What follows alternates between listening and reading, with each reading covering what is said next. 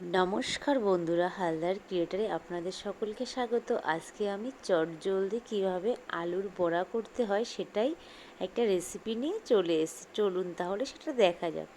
অনেকেই তো আলু পেস্ট করে তারপরে বড়া করেন, আর আমি দেখুন এখানে 3টে বড় সাইজে আলু নিয়েছি, একটা পেঁয়াজ নিয়েছি, আলুটাকে ছুলে ধুয়ে নিয়েছি।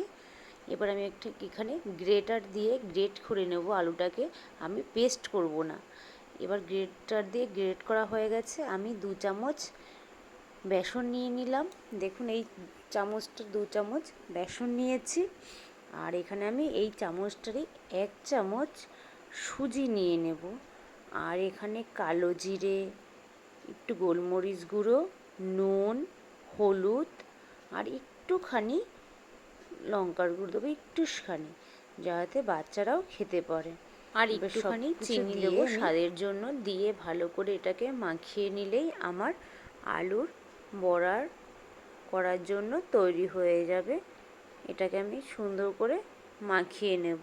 আর এরকম আলুর বড়া পেলে বাচ্চারা তো সেই আনন্দ করে খাবে।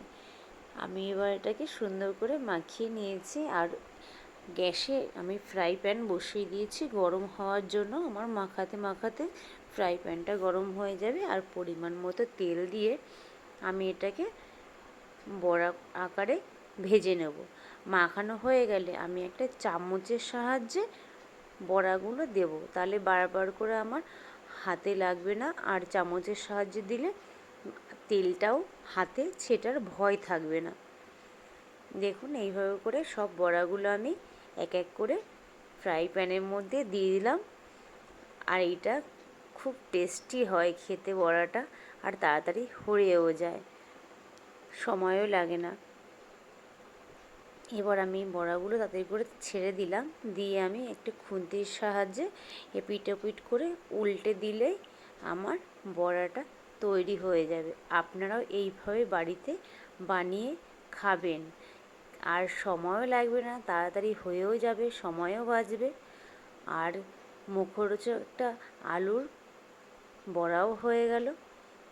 এইভাবে আমি যেভাবে রেসিপিটা দিলাম আপনাদের সঙ্গে শেয়ার করলাম, আপনারাও এইভাবে বাড়িতে বানিয়ে একটু খেয়ে আমাকে কমেন্টে অবশ্যই জানাবেন আপনাদের কাছে কেমন লেগেছে। আমার তো এই আলুর বড়াটা খুব ভালোই লাগে, আর আমাদের বাড়ির বাচ্চারা তো খুব টেস্টি করে খেয়েছে, আনন্দ করে খেয়েছে। বড়াগুলো তুলে নিলাম, আর খানিকটা আছে সেটাও দিয়ে উল্টে পাল্টে করে ভেজে নিলে আমার আলুর বড়া তৈরি হয়ে যাবে। এবার আর যে খানিকটা ছিল সেটা আমি ঝটঝট করে ফ্রাই প্যানের মধ্যে দিয়ে দিলাম। আর এটাকে উল্টে পাল্টে ভেজে নামিয়ে নিলে আমার আজকের মতো আলুর বড়া তৈরি হয়ে গেল। নতুন ভিডিও পাওয়ার জন্য অপেক্ষা করুন। আজকের জন্য ভিডিওটা এইটুখানিই রইল।